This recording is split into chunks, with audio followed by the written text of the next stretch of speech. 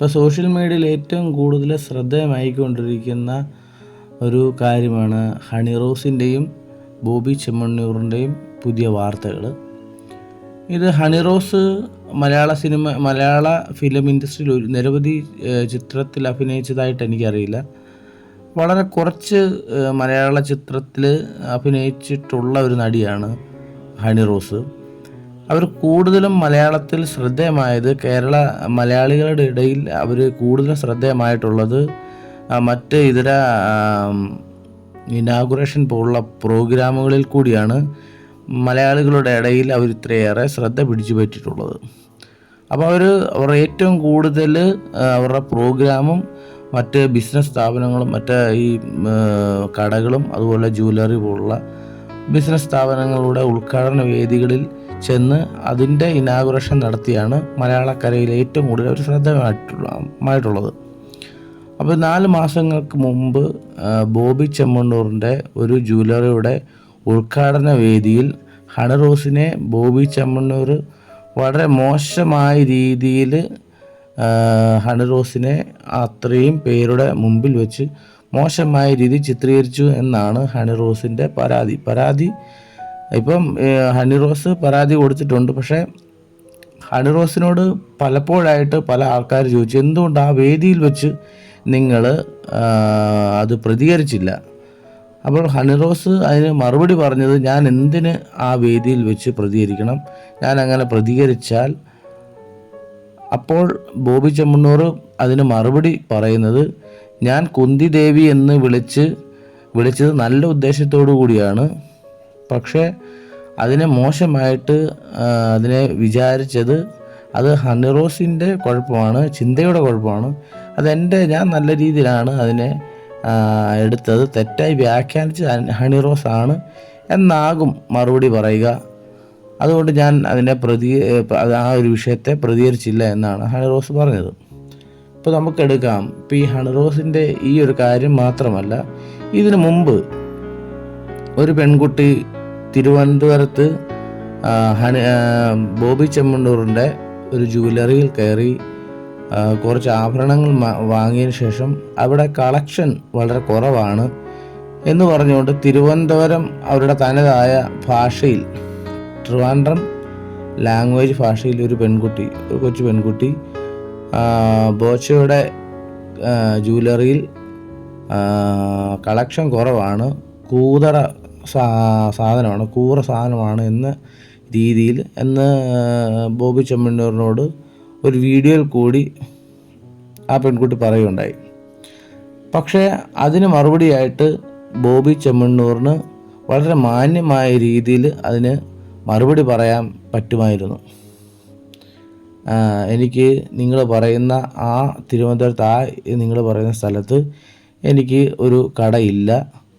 എൻ്റെ കടയിൽ വരികയാണെങ്കിൽ എനിക്ക് ഇന്ന സ്ഥലങ്ങളിൽ എനിക്ക് ജ്വല്ലറികളുണ്ട്. അവിടെ വരികയാണെങ്കിൽ നല്ല ആഭരണങ്ങളും അവിടെ ഉണ്ടാവും. അഥവാ അവിടെ ഇല്ലെങ്കിൽ നിങ്ങൾ ആഗ്രഹിക്കുന്ന രീതിയിലുള്ള കളക്ഷൻ മറ്റ് സ്ഥലങ്ങളിൽ നിന്ന് ഞാൻ എൻ്റെ മറ്റ് സ്ഥാപനങ്ങളിൽ നിന്ന് എത്തിക്കുക എന്നൊക്കെ എന്തെങ്കിലുമൊക്കെ പറയാമായിരുന്നു. മാന്യമായ രീതിയിൽ അദ്ദേഹത്തിന് പറയാമായിരുന്നു. അദ്ദേഹം അപ്പോൾ കൈകൊണ്ട് പല മോശമായ ചേഷ്ടകളൊക്കെ കാണിച്ചുകൊണ്ട്, എൻ്റെ സാധനം ഞാൻ തരാം, അതൊന്ന് ഇട്ട് നോക്ക് അങ്ങനെയാണ് അദ്ദേഹം അതിന് പ്രതികരിച്ചത്. വളരെ ഡബിൾ മീനിങ്ങോട് കൂടി ഒരു സ്ത്രീയോട് എത്രത്തോളം മോശമായിട്ട് പെരുമാറാവൂ അത്രയും മോശമായിട്ടാണ് ഈ ബോബി ചെമ്മണ്ണൂർ ആ ഒരു വിഷയത്തിന് പ്രതികരിച്ചത്. ഇനി മറ്റൊരു കാര്യം നമുക്ക് എടുക്കാം. ഇതുപോലെ തന്നെ മറ്റൊരു വീഡിയോ എനിക്ക് ശ്രദ്ധേയമായത്,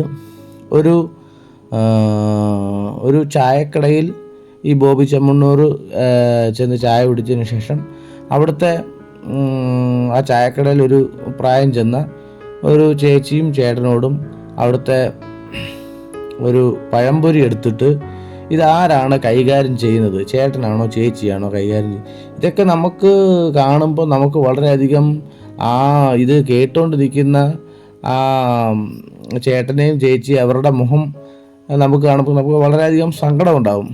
നമ്മൾ മറ്റൊരു രീതി ചിന്തിച്ചാൽ, ഇല്ലെങ്കിൽ നമ്മളെല്ലാവരും മനുഷ്യരാണ്, നമ്മുടെ അപ്പനും അമ്മയ്ക്കുമാണ് ഇതേ ഒരു അവസ്ഥ വരുന്നെങ്കിൽ അത് നമ്മൾ കണ്ടുകൊണ്ടിരിക്കുകയാണ്.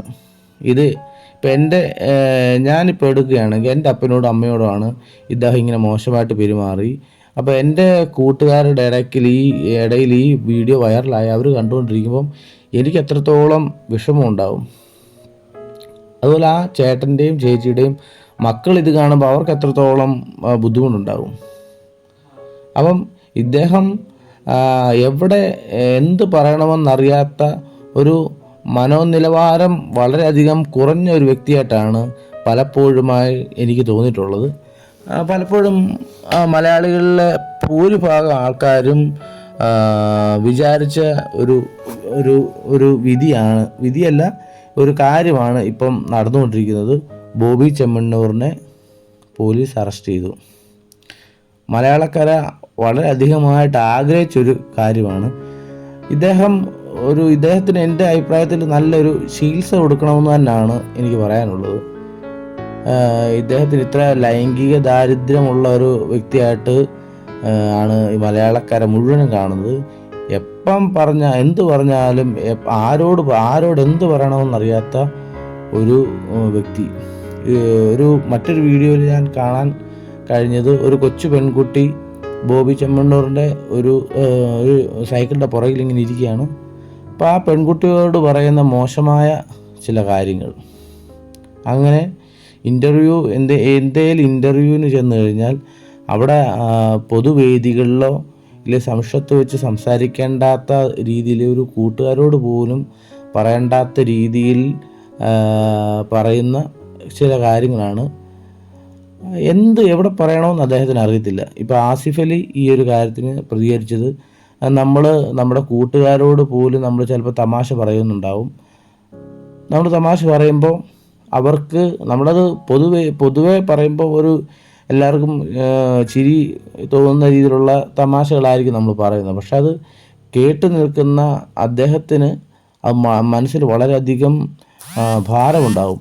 പ്രത്യേകിച്ച് ബോഡി ഷേമിങ്. ഇപ്പം എനിക്ക് നല്ല വണ്ണമാണെങ്കിൽ എൻ്റെ കണ്ണ് കോങ്കണ്ണാണെങ്കിൽ അപ്പം നമ്മൾ കോങ്കണ്ണായൊരു വ്യക്തിയെ കരുതി കോങ്കണ്ണനാണ് എന്ന് പറയുമ്പോൾ ഉണ്ടാകുന്ന ആ ഒരു മനോവികാരം അത് വളരെയധികം കൂടുതലാണ്. ഇതുപോലെ തന്നെയാണ് ഹണറോസിനെ കുറിച്ച് ആ സ്ത്രീയുടെ ആകാരവടിവും ശരീരത്തിൻ്റെ ഷേപ്പും ഇങ്ങനെയൊക്കെയാണെന്നുള്ള രീതിയിൽ ആംഗ്യം കാണിച്ച് ഇൻ്റർവ്യൂ കൊടുക്കുക. ഇതൊക്കെ വളരെ മോശമായ കാര്യമാണ്. അപ്പം പണ്ടത്തെ ആൾക്കാർ പറയുന്ന ഒരു പഴമൊഴിയുണ്ട്, മാളിക മുകളിൽ ഏറിയ മന്നൻ്റെ തോളിൽ മാറാപ്പ് കയറ്റുന്നവൻ ഭവാൻ.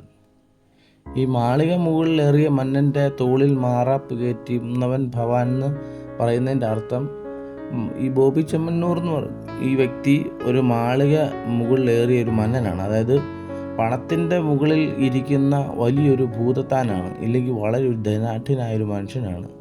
അദ്ദേഹത്തിനെ സാധാരണഗതിയിൽ വളരെയധികം പ്രതാപവും പണവുമുള്ള ഒരാൾക്കെതിരെ കേസ് കൊടുത്താലോ ഇല്ലെങ്കിൽ മറ്റേത് രീതിയിലും അദ്ദേഹത്തെ തോൽപ്പിക്കാൻ ശ്രമിച്ചാലോ ഇല്ലെങ്കിൽ അദ്ദേഹത്തിനെ എതിർക്കാൻ നമ്മൾ ശ്രമിക്കുന്നത് വളരെ വ്യർത്ഥമായിട്ടൊരു കാര്യമായിരിക്കും.